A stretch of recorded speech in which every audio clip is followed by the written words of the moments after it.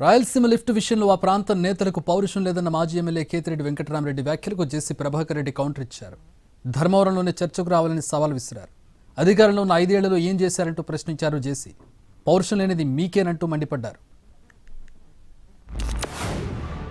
రేవంత్ రెడ్డి ఏ విధంగా స్టేట్మెంట్ ఇచ్చినాడు. నేను చంద్రబాబు నాయుడు క్లోజ్డ్ వాల్స్ మధ్య మీటింగ్ పెట్టుకొని రాయలసీమ లిఫ్ట్ ఇరిగేషన్ ని ఆపినాము అని చెప్పేసి చెప్పడం జరిగింది. అలా ఉన్నారు మన వాళ్ళు. ఇక్కడ ఉన్న వాళ్ళు కూడా మాట్లాడే పరిస్థితి లేదు. రాయలసీమ ప్రాంతానికి ఇంత అన్యాయం జరుగుతున్నప్పటికీ కూడా మాట్లాడలేని పరిస్థితిలో ఉన్నారు.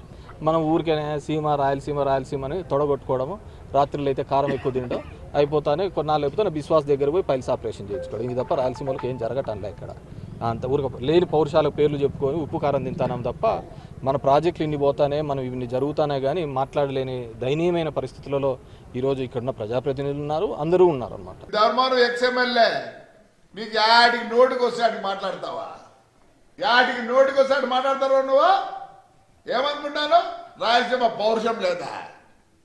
నువ్వు ఏం చేసినావురా? రా డిబేట్కి రా.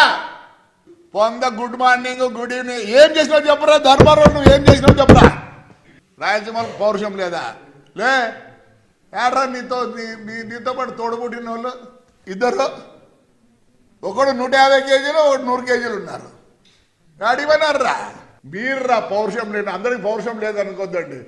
గడిచిన 5 ఏళ్ళు ఊర్లోనే ఉన్నా. ఆ రోజు నీ పోలీసులు కొడితే నీ కొట్టించుకున్నా. ఏమైందిరా? పౌరుషమా? రాండిలే పౌరుషం నా కొడకల్లారా. రాయలసీమ పౌరుషం గురించి మాట్లాడతారా?